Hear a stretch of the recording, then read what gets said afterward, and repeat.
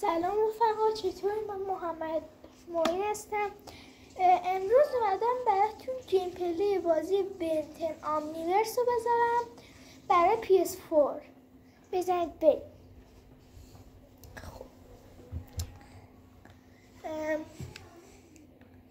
دستر اول باید روشن بکنم تا بازی بیاره. بازی هم بهتون نشون میدم. نگاه کنید اینجا UFC دارم، اینم من بنتنم، این همه بازی دارم. اگه بازی دیگر خاصی بهم بگید. خب میریم سراغ بازی بنتن. بزنید بریم. خب کارتون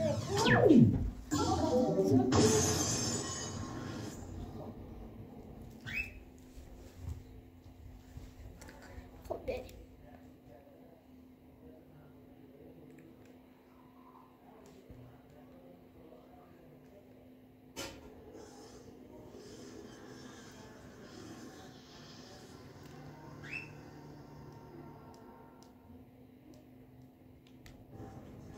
خب یه فعال میکنیم دوستان. میریم اینجا برای شروع ماجرا و بازی. خب بریم برای شروع بازی. مرد آتشین رو داریم اینجا، داره بهمون یاد میده. خب بریم. خب اینجا پدر بزرگ مکس رو داریم، اینم روک بلنکو رو، بنتن، بلوکیچ و دریبا هم هستن. خب بریم برای بازی اولین موجود. خب اینجا داره بهمون یاد میده که من قبلا بازی کردم، بلدم. خب برو مرد کله الماسی بزنیشون، فقط باید بزنیمشون. اینجا بپردش میکنیم. اینو کشتیم، خورده این چیزا داد، واحد پولی بازی. بزنیم بریم، خیلی زیاد شدن. برو 4 دست موجودات چیز داره، کلاسیک رو داره، بنتن پرایم. خب اینجا جایتر میاد. خب این برم نابادشون کنیم. خب اینو کشتیم. حالا بریم البی بس بریم چیکار باید بکنیم. خب برو چیکار باید بکنیم خدایا.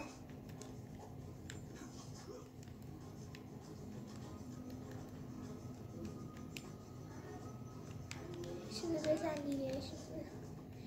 یارو روک بره که هیچ کاری نمیکنه.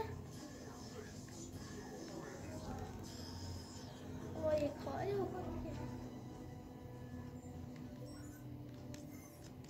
خب نمیخوایم موجودش رو عوض کنیم.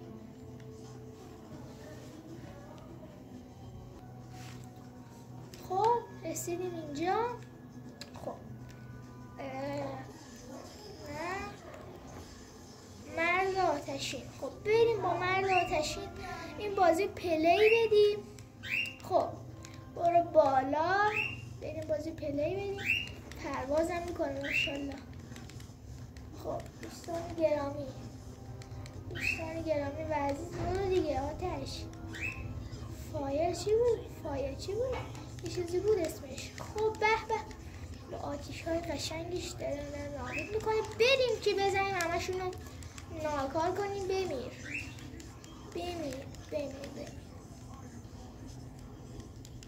خب ماشاءالله. خب خب بریم اینجا